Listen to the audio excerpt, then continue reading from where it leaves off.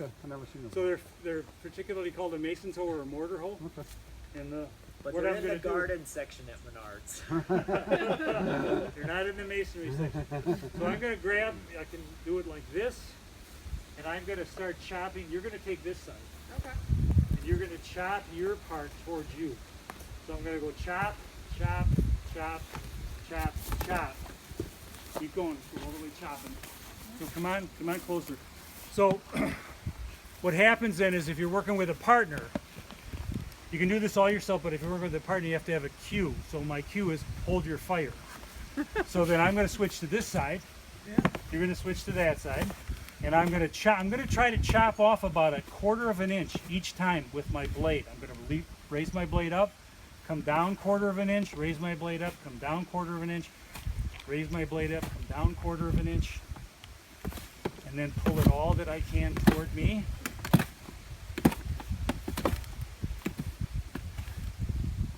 So then I'm going to say hold your fire. We're going to switch. Go back to this one. And you can do right side, and then you can do left side. You can, kind of don't wear your shoulders out or your. Can you have a batch ahead sitting like this? You've got it. Good question. How long is this going to last once we get the water in it? You got about an hour on a day like this. On a really hot day, you got about 45 minutes. On a colder day, you got about 1 hour and 15 minutes. And then it'll be crumbly and unusable after that. So you mix the batch that you can handle. You could have a batch dry mixing someplace, and you add the water just before you start to use it. Okay, so we're going to switch. So this right now is the dry mix. This is the dry mix. Yeah, so if you didn't put any water in this, it would only last for that amount of time? Oh no, this will last till the ambient moisture content gets in there and Okay. hardens it up. So Probably a month. The moisture in the sawdust is really not No. causing any issues. Nope. Nope. So No. if you wanted to prep for the day, you could dry mix some batches and have them ready to add the liquid to, like for You like a half a day or something. you could, but you have to be careful if all of a sudden, we didn't put the wiring in there. Oh, we ran out of this, we ran out of that. So if you got to run to the store It started and raining. run back, yeah. so maybe one batch ahead.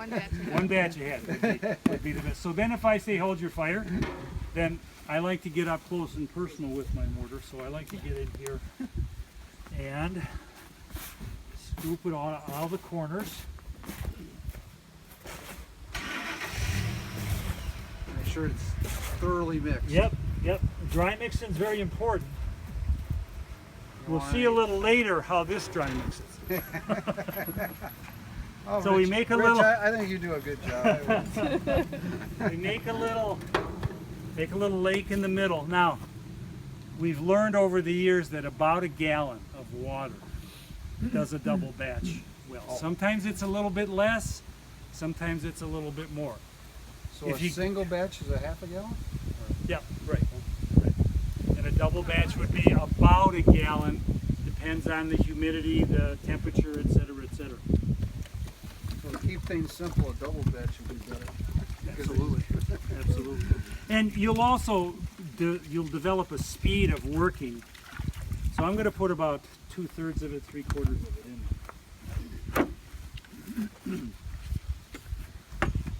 I will do the same thing. Now we have about 45 minutes to an hour or 15. When it's all mixed. Okay.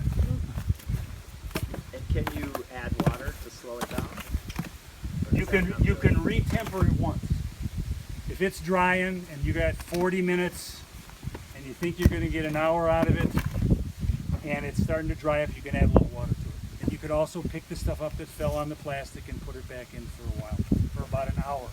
After that, it's game's over, and you find a little spot to put your excess mortar that dried out too fast or that fell and you didn't get a chance to use. Are there any projects that could use a little mortar when it's dry, so you have extra, like forms? Maybe a little path, little path little stones. pathway or something that Okay. you're doing.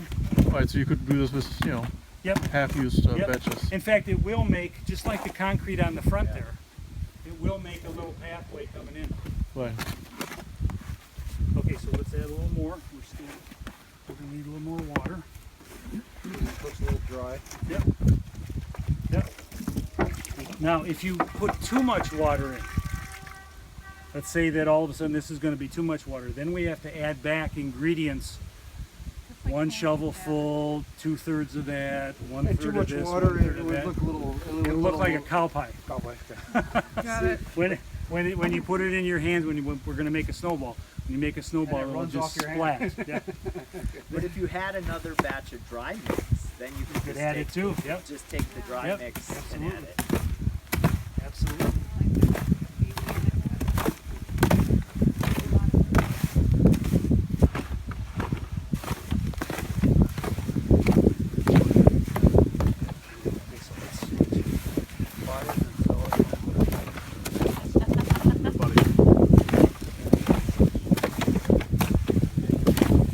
Thing's rocking back and forth.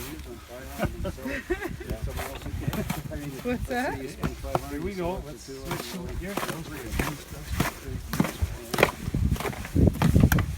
I can see a mixer. So hold your fire. Christmas. So I'm going to get in here, start to move this around, and I can already tell it's a little too wet. Yeah, it's Yeah. okay. What color mixer would you like? So if we do this with wet, and we throw this up, and it does that, that's too wet. Okay. Okay, so it's a good way to do the first one, so I can show you how we remedy this. And this is where, yep. Now you don't have exactly 1/3 of this stuff, so we're going to do 1 sand.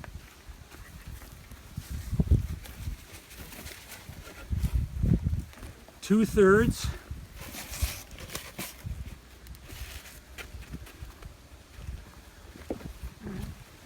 Two-thirds of that sawdust.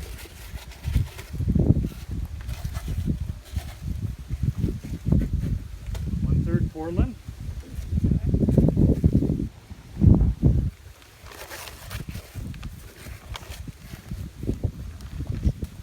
We can go a little more. This is a little more than 1/3, but that'll be fine. Okay. Somebody else want to mix? Got your gloves on? Keep going out here. Okay. Good. The quantity, this is all the same, you know, each part.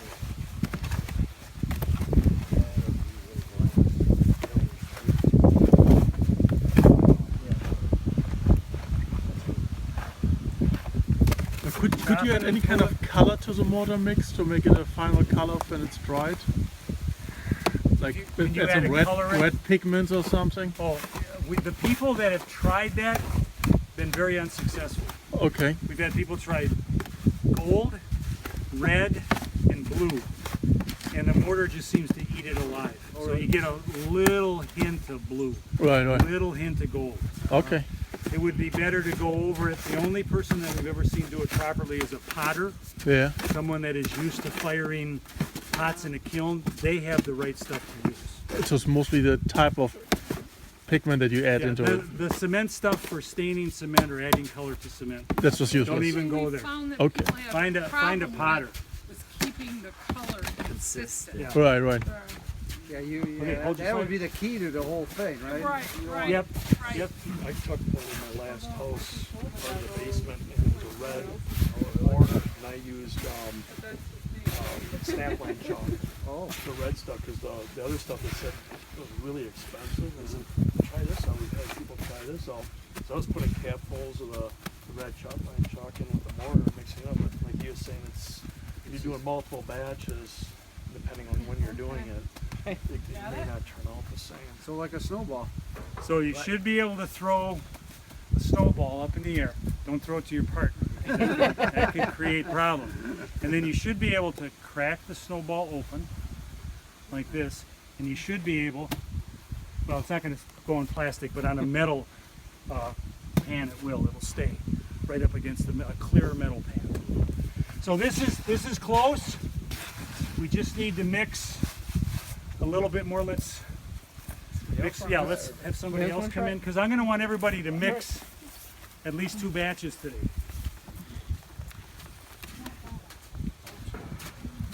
So remember, you're chopping and pulling, chopping and pulling.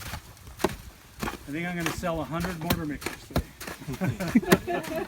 Maybe Oh, that's our before, other before we even business started we this need to already was You already sold. Yeah, We've been scoping out eBay. Thank Seth for having this. Yes, board thank you, Seth. Because I was for no mixer. Oh, he wants to do it the old-fashioned way, where you fall into bed totally exhausted. Or Seth falls into bed. Yes, or whoever you hired does. That's about it. Someone else. Okay, what was that? I for saw. a motor mixer. Or can you rent them? This is rented, $60 a day. Yeah, 70. We've Okay. seen some used ones go for a couple $100. New, they're $2,000. Right. So you have a price point. It would be best to look for a used one. It would be best if you had a Honda engine in it, because they're bulletproof Right. and that everything works on it. Okay. Actually, this is on the weekend rate, so you get Saturday and Sunday for $70. Okay. Okay. this one. Up here. Oh, See, and you've got, it comes into the corners.